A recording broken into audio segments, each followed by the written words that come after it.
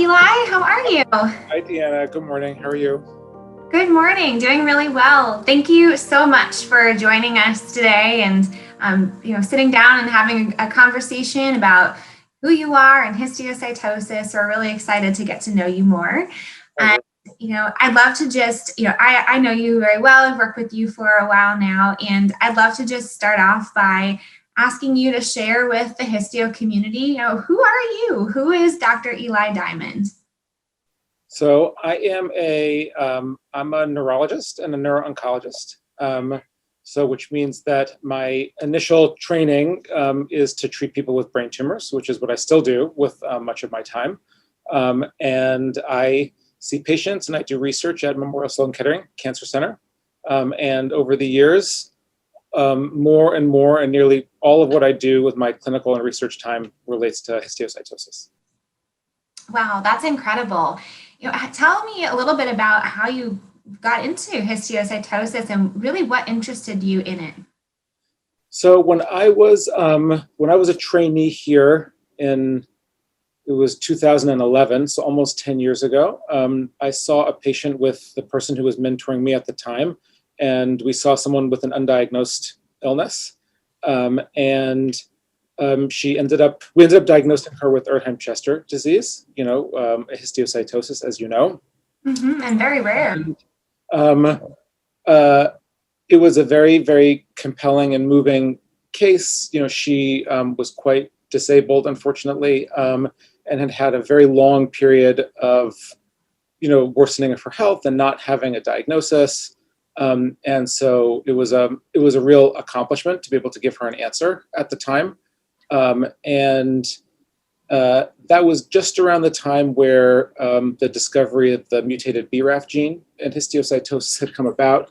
And we were able to put her on a trial here with the BRAF inhibitor, which subsequently became an approved drug for Erdheim-Chester disease. And while that was happening, I stumbled upon a couple other Erdheim-Chester cases, and then it just thankfully it really gathered a momentum. By the time I was graduating and had my own practice in 2013, I already had a panel of my own histiocytosis patients who were sort of ready to start with me when I started my practice. And so as I've developed more studies and more clinical programs, people just keep coming, which I couldn't be happier about. Wow, that's incredible. I mean, as rare as histiocytosis is, it's also so interesting to learn about. And I think that's one of the things that I've heard from many physicians and researchers that, once they start to dig into it, they want to learn more about it and help patients to hopefully either be cured from it or to be disease-free. And I know you have a lot of colleagues in the Histiocyte Society as well that really echo that sentiment. Yeah, I mean, because most of these the histiocytoses they can affect someone head to toe. Every patient is their own riddle and mystery to figure out. And there's a lot of interesting concepts of medicine and all different kinds of care that come into every patient. So tell me a little bit about, in a rare disease world, as a researcher, a clinician, how do you engage with others that are interested in the same diseases to share what you've learned and to, also learn more about what clinical trials and other research are going on, or to share case studies and best practices? How do you typically do that? So I do it informally quite a bit, and formally, over the years, especially in the Erdheim-Chester and the Langerhans world, I kind of feel like we're all buddies. We share cases by email, we call each other on the phone, and then we see each other at conferences and meetings like the HS, the Histiocyte Society, and that's sort of a formal venue when people present their research and get more of a bird's eye view on what everyone else is doing.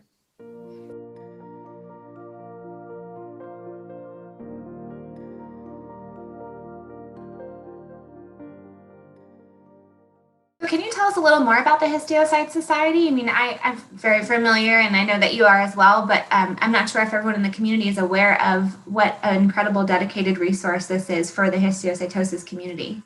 So, I mean, many disease areas and fields, whether it's, cancer or neurology or dermatology, they have academic societies that are kind of like the nucleus and the hive mind for new ideas, research, and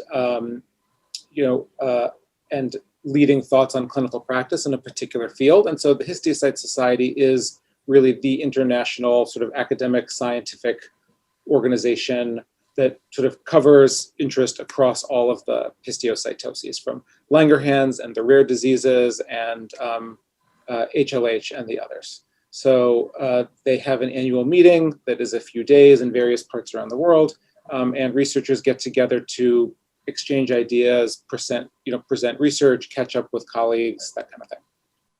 Wow, it's amazing to be able to have that kind of connectivity and to share as much as you do. I've had the pleasure of going to one of those meetings, and it was just fantastic to see how much information is available and is shared across all of the different parts of the world. And I know the Histiocytosis Association has been in partnership with the Society for a number of years. So what about for you? How did you get involved in the Histiocytosis Association? So I think that it was many years ago when I was sort of focusing my research more on the different ways that histiocytosis affects the brain. And I think I was invited to a small community event near the HA headquarters outside Philadelphia. And I did an evening with patients and families and other scientists talking about different topics, and I gave a talk about histiocytosis on the brain.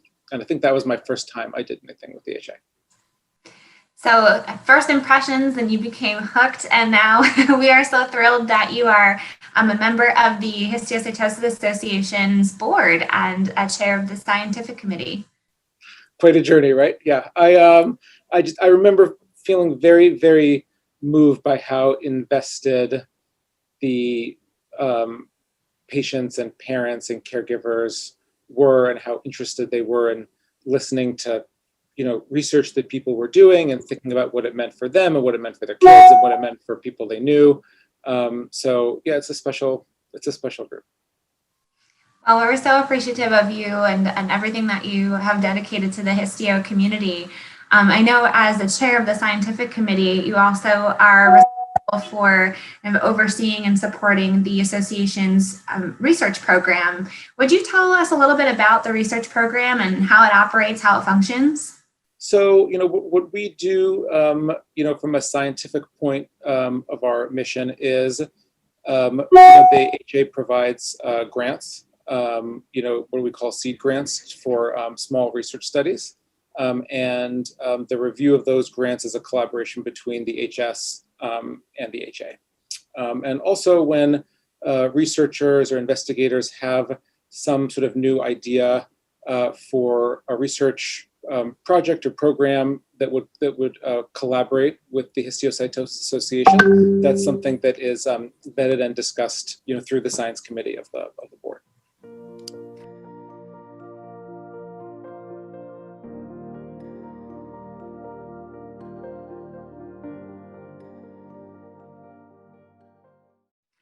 So you mentioned the word seed grant, and can you tell me a little bit more about what that is and the impact that has in the research world? Yeah, so a seed grant is just like what it sounds like. You plant a seed for it to grow into something much bigger. So a seed grant or a pilot grant is when someone has a research proposal that is sort of early in its stages and may not have a great amount of preliminary or supportive data. It's not very far along, but it's very promising and could make a difference. And it's often ideas like those, whether it's from a new researcher, or it's a new direction that doesn't have a lot of basis yet. It's projects like that that need a certain amount of support to get them off the ground, so that then they can have the data and the track record to succeed and take something much further, with more funding and a larger project. So the idea of a seed grant is that you help support a small, very promising study to grow into its full potential. Wow, that's incredible. And I know I've heard of many opportunities where, seed grant led to the potential for funding from various places around the world. And it's just incredible to be able to be involved in that process and to see the impact that you're having. And if you look back over the past 30 plus years of the association and the society, there are so many advancements that have happened because of these ideas that are generated. So it's just incredible to see. It is amazing. Some of them are what you call high risk, high reward, and not everyone will work out. But that's part of the nature of it. Some proportion of these small, promising projects can go much further than anyone imagined. And if I could flip the script on you a little bit, since I know you are, a doctor and you are a scientist and you do your own work, can you share at all anything about any interesting engagements you've had with either grants or research or trials? Many. So, I run a clinical trial of, I would have said a new histiocytosis medication, but the trial has been around for quite some time. And it's a medication that has been very promising and working quite well. And at the early part of that trial, it was funded by an HAC grant. And also I have a whole sort of wing of my program looking at different ways that histiocytosis affects the brain, thinking and memory and speech and balance. And that also had its start with a small seed grant from the HA way back when. It's amazing. We can't thank you enough because I know that so much goes into that and there's so much dedication that you've poured into research in addition to treating patients. And then I'm sure you have, a lot of other things that you're working on as well. And just to know that there are people out there like yourself who are really just hyper focused on helping histiocytosis patients. And especially, you're very focused on Erdheim-Chester's disease, which I know is incredibly rare and impacts the adult community. And so to be able to see the focus there as well, and to know that there's you and others like you who are doing that work, we cannot thank you enough. And it's because of that we've seen so many tremendous advancements and better patient outcomes, better treatment opportunities. So just thank you for all that you've contributed. I get to tell my colleagues that I have invariably the nicest patients, and the histiocytosis patients they're such a pleasure to take care of. And when people get better, it is its own reward for all of us. Mm-hmm. So it's very, very gratifying work, and it's my privilege.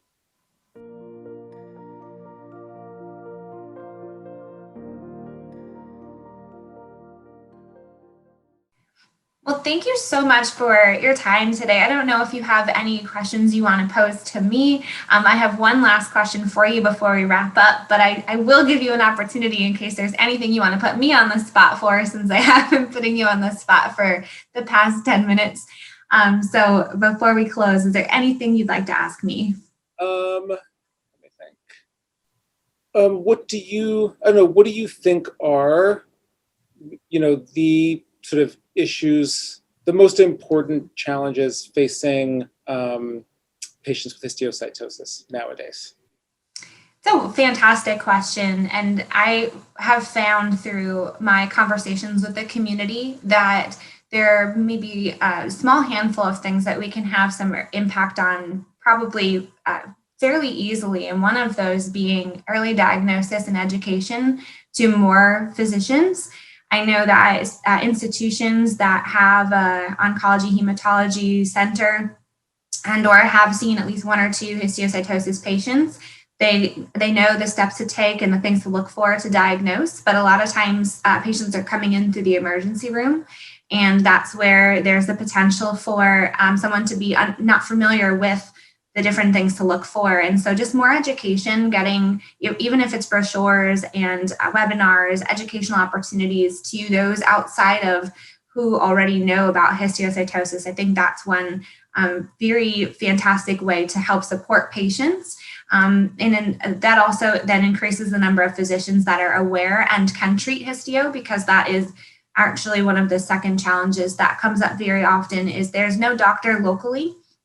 And I don't necessarily have the ability to travel very far, multiple states away, in order to see a Histio expert. And I do know that many Histio physicians will do telemedicine or will consult with a local oncologist and treating doctor to be able to provide that consultation and care.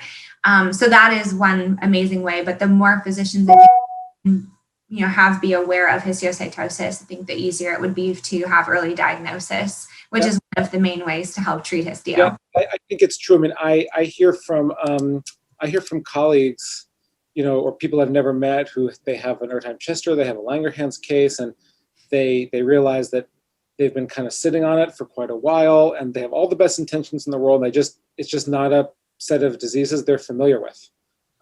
And they just didn't have the tools to diagnose it at the time, despite everyone's best efforts.